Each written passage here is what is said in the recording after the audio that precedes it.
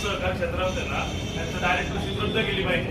आणि त्यांनी काय केलं 2017-18ला तो वेस्टर्न इनपुटला डायरेक्टर होता विवेक वळसे पाटील. ऍक्च्युअली सहकार खातं काय सांगतं की ज्या संस्थेत जो डायरेक्टर आहे त्याला कर्ज देता येतं. त्यांनी काय केलं आंध्र बँकेला फक्त सबसिडी मिळवण्यासाठी आंध्र बँकेत लोन तयार केलं. सबसिडी मिळाल्यानंतर यांनी ओटीएस करून शरद बँकेत आले. परंतु बंटी पाटील वेस्टर्न इनपुटचा डायरेक्टर होता, मग त्यांनी त्याला शरद बँकेत लोन दिलं त्या कंपनीला. हे त्यांनी 3 वर्ष उपभोग घेतला. नंतर त्यांच्या ऑडिटमध्ये त्यांना लक्षात आलं की आपण बंटी पाटलाला जे लोन दिलंय तर तो इकडे पण डायरेक्टर तिकडे पण डायरेक्टर माझ्याकडे प्रूफ आहे. ह्याच्यात त्यांनी ते कळाल्यानंतर त्यांनी ऑनलाईन 2020 रोजी रिटायरमेंट घेतली 2021 तारखेला 2021ला. आता मी स्वतः त्याच्यावर रीट दाखल करणार आहे विवेक वळसे पाटलाच्या विरोधात हायकोर्टला. आणि मी सहकार मंत्र्याकडे दाद मागणार आहे. प्रॉब्लेम असा आहे की सहकार मंत्र्याकडे दाद मागून उपयोग काय. आणि इकडे गंगाधरच शक्तिमान आहे.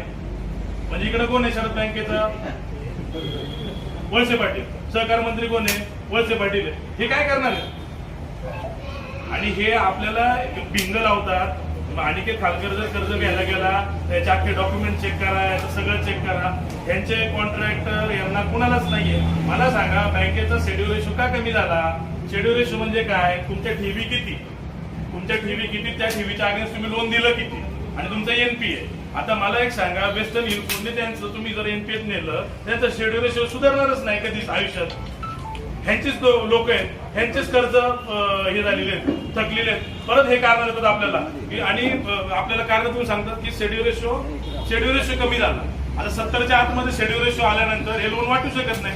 परंतु लोन का नाही वाटू शकत, कारण की ह्यांचे जे बगल बच्चे आहेत त्यांचे लोन थकीत आहेत. मला एक सांगा ह्यांना ओटीएस करायचं होतं ना, माझं एक म्हणणं आहे ह्यांना ओटीएस करायचं होतं ना तर तुम्ही पुणे जिल्हा बँकेत करायचं ना, फार मोठी बँक आहे. तुम्ही शरद बँका बुडवायला निघाले. बरं यांनी नंतर ते सगळं सेटल करून त्यांनी 5 कोटी रुपये त्यांनी सेटल केले. हे 3 वर्ष यांनी आपल्याला हे नाही दिलं, डिव्हिडंड नाही दिला. तो का नाही दिला, त्यांनी ना जर खरंच हे जर म्हणतात ना खानदानी असतील ना त्यांनी माझ्यापेक्षा एका प्रश्नाचं उत्तर द्यावं. ह्यांना आरबीआयनी ह्यांना डिव्हिडंड देण्यास मनाई केली. कारण की यांचं एनपीए एवढं वाढलेलं आहे की यांना डिव्हिडंड द्यायला मनाई आहे. आणि जर यांच्याकडे उत्तर असेल तर यांनी आरबीआयचं लेटर आहे ना डायरेक्ट पब्लिश करावं की आम्हाला डिव्हिडंड द्यायला आरबीआयने परमिशन दिली. सोपी प्रश्नाची उत्तर आहेत. यांनी दरवेळेस कुणीतरी उठायचं त्याला लोन द्यायचं, तो त्यांच्या मर्जीतला पाहिजे, बाकीच्यांना त्रास द्यायचा. या गोष्टी आता भास करावं. आणि मी एक सांगतो देवेंद्र शेठवर काय माझा कुणावर राग नाहीये. देवेंद्र शेठनी बँक चांगली चालवलेली आहे. त्यांना जर चांगली चालवायची असेल तर पहिल्यांदा या बंटी पाटलाला ब्लॉक लिस्ट करा म्हणायची. नाव अजून मोठं करायला असेल देवेंद्र शेठला, मला माहित नाही त्यांना काय राजकारणात द्यायचंय का कशा द्यायचंय. आणि जरा वाटतंय मला कदाचित वळसे पाटील थांबलं ते पण उभे राहू शकतात, काय अडचण नाही. परंतु मला एक म्हणणं आहे की त्यांनी जर चांगली बँक चालवली आहे आतापर्यंत, ते कायम सांगतात आम्ही खूप चांगली बँक, एवढ्या प्रश्नांची उत्तर त्यांनी एकदम परफेक्ट द्यावी. आणि आमच्याकडे पुरावे आहेत, माझ्याकडे स्वतः पुरावे आहेत. माझ्या भावाला मर्सिडीज गाडी घ्यायची होती, त्या गाडीची किंमत होती 75 लाख रुपये. चेअरमनच्या अगोदर मी त्यांच्या विरोधात, चेअरमन आत्ता विरोधात, तर त्या काळात मी त्यांच्या विरोधात होतो. चेअरमन साहेब 75 लाख रुपयाची गाडी होती, आम्ही 40 लाख रुपये त्याचे 1/4 भरायला लागलो. ऍक्च्युअली 1/4 20 लाख रुपये होती. तर त्यांनी आमचं प्रकरण रिजेक्ट केलं. आता रिजेक्ट केल्यानंतर माझं नातं माहितीच आहे तुम्हाला. मी सन्माननीय साहेबांच्या एका माणसाला विचारलं की म्हणले का केलं, म्हणले बंटी पाटलांच्या मनात नव्हतं म्हणून कर्ज नाही द्यायचं.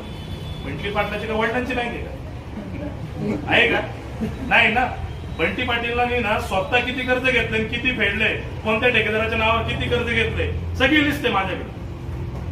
मी याचा रीट दाखल करतोय, मी सहकार मंत्र्याकडे करतोय, मी हायकोर्टला पण करतोय. ठीक आहे ना, त्यावेळेस हे उत्तर देतील.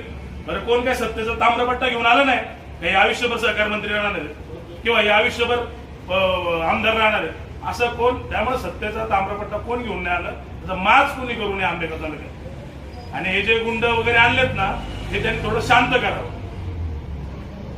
तसे तर मग आंबेगाव तालुक्याने जर ठरवलं तर ते तिकडे जाऊन पण दिले नसते. पण ही आपली संस्कृती नाहीये, ही आपली संस्कृती नाहीये. आता वळसे पाटलांना काय, मला तर वळसे पाटलांकडनं आजपर्यंत ही अपेक्षा नव्हती. वळसे पाटील सगळ्यांना सांगायचे थोडं धीराने जरा शांत झाला.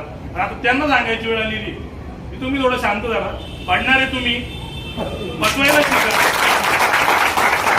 कारण की कसं असतं, वेळ सगळ्याचं उत्तर चांगलं देतं आणि हे त्यांचं उत्तर द्यायचं तर वेळ आलेली आहे. मी कुठं काही राजकारणात नाही, त्यामुळे मी कारखान्यावर गेलो नाही. फक्त मला शरद बँकेबद्दल बोलायचं होतं. त्यांनी आता येऊन दिलं. मला काही कुठली नोटीस नाही, काय नाही, काय नाही. आणि प्रश्न विचारायचा अधिकार सगळ्यांवर आहे. त्यांनी आपल्यावर गुन्हे दाखल केल्यानंतर आपल्या पण हातात खूप काही जे की आपण डॉक्युमेंटली त्यांच्यावर दाखल करू शकतो. त्यामुळं सगळ्या गोष्टी त्यांनी पण समजून घ्याव्यात आणि प्रत्येकाला बोलायचा अधिकार द्यावा. आज पण त्यांचा प्लॅनिंग तोच होता. त्यांनी आता नोटीस दिला. त्या नोटीसनंतर म्हणजे एक ऐन टायमाचे विषय असतात. चेअरमन साहेब त्यांचं काय ठरलं की ऐन टायमाच्या विषयात गदारोळ करून टाकायचं. ऐन टायमाच्या विषयात ठीक आहे, तो एक नियम आहे, मी मान्य करतो. तुम्ही मेलवर प्रश्न पाठवले पाहिजे. कारण का तर मेलवर प्रश्न आल्यानंतर ते त्याचं उत्तर तयार करतील. ठीक आहे, त्याला काय मान्य नाही. पण ऐन वेळेचे जे विषय असतात त्याच्यात तर तुम्ही लोकांना बोलून दिलं पाहिजे. प्रश्न विचारायला आम्हाला अहवाल मला नाही भेटला, मला पण नाही भेटला. मी काल घरी माझ्या कमीत कमी 20-25 मित्रांना फोन करून विचारलं. माझ्या घरात आम्ही सगळे सदस्य सभासद, मी सगळ्यांना फोन करून विचारलं. आम्हाला 2 पानाचं ते लेटर आलेलं आहे. अहवाल काहीच नाही आला. ताळेबंद किती आहे, लोन कोणाला किती दिलेले आहे, तुमची एनपीए किती आहे, काहीच नाहीये त्याच्यात. आणि डिव्हिडंडची अपेक्षा तर सोडूनच द्या आपण सर. यांचं जोपर्यंत आता एनपीए यांनी केलं, एनपीए कंट्रोल करायला तुम्ही वेस्टर्न एअरपोर्ट मध्ये लावलं ना 4-5 कोटी रुपयाला बुच. पण ते ऍक्च्युअली तुमचं गंगाजळी अमाऊंट मध्येच गेली ना चेअरमन ती अमाऊंट. मग हे गंगाजळी अमाऊंट फक्त वळसे पाटलांसाठीच आहे का? बाकीच्या लोकांना तुम्ही फार त्यांच्या सोबत जे आहेत त्यांच्या फ्लॅटचे लिलाव काढले, ज्या तमाशे टाकलेले होते त्या विचाराचे फ्लॅटचे पण लिलाव काढले. नंतर त्याला एक गाजर देऊन त्यांनी कर्ज भरलं, सगळ्या गोष्टी केल्या.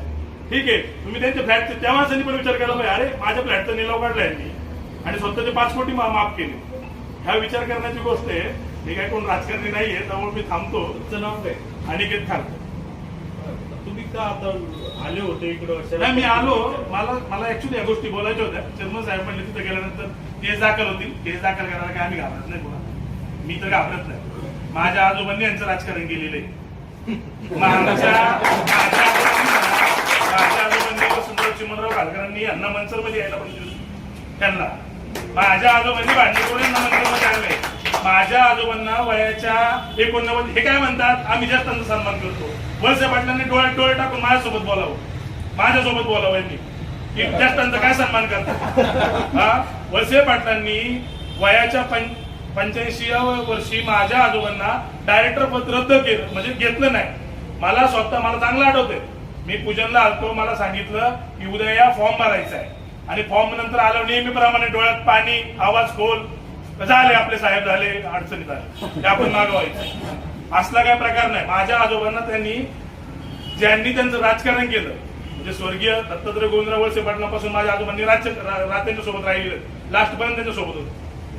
त्यांना वयाच्या उतरत्या काळात त्यांनी गावोगावी फिरायला लावलं. हे यांचं ज्येष्ठांचा सन्मान. कारण की का, माझे आजोबा माझ्यासारखेच होते. त्यांना डायरेक्टर घेऊन त्यांना प्रश्न विचारलेच त्यांनी. त्यामुळे त्यांना फक्त ताटाखालीची मांजरं पाहिजे, त्यांना स्पष्ट बोलणारा माणूस नकोय. आणि ही त्यांची स्ट्रॅटेजी आहे, कायम स्ट्रॅटेजी.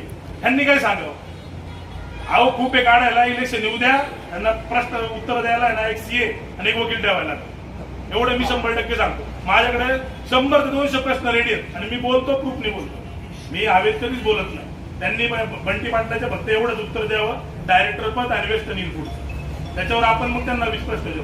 आणि त्यांनी काही करावं, त्यांनी सांगावं 2700 कोटीची बँक. आम्हाला पण आपुलकी. माझ्या आजोबांचा अकाउंट नंबर 5 नंबर होता. म्हणजे आम्ही पहिले बँकेच्या स्थापनेपासून होतो ना.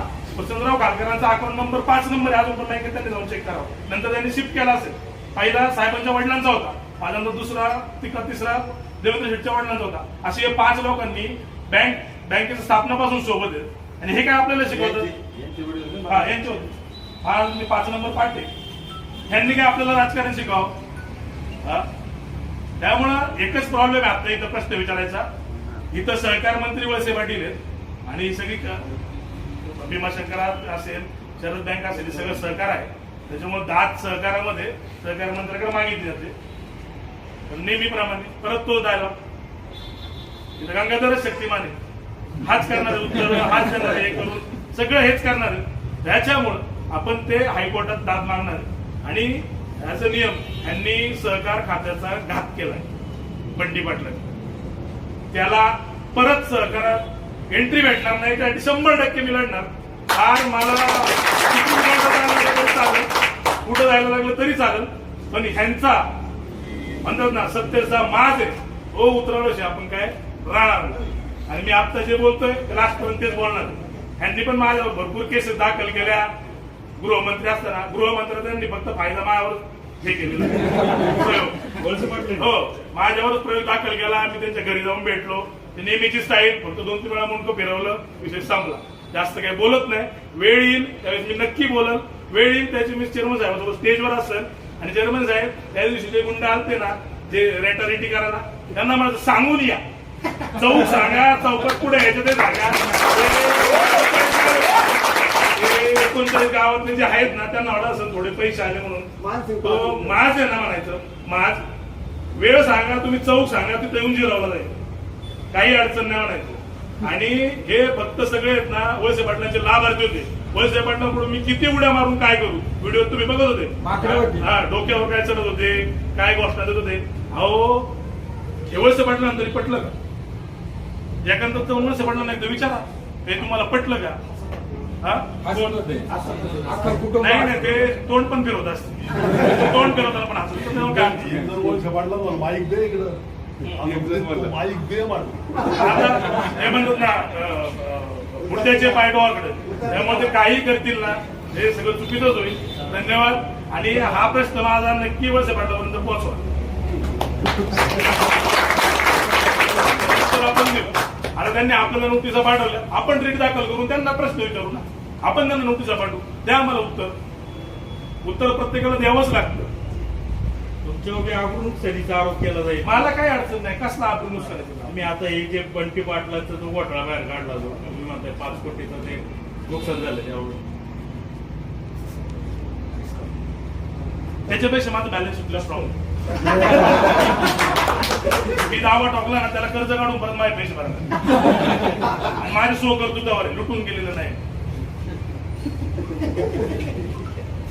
हे त्यांनी रिटायरमेंट घेतलेल्या कंपन्या, त्याच्यात नाव वाचा नाही.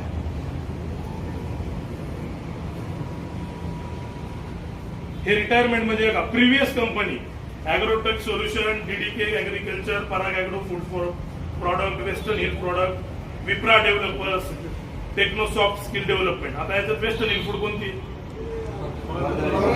बरोबर. त्याच्यात रिटायरमेंट काय घेतली यांनी? कारण की त्यांना तो नंतर प्रॉब्लेम करा. काय नाही, त्यांनी माझ्या आगृनुकसानीचा दावा उलट 100% टाका. रोज येते, काय अडचण नाही मला.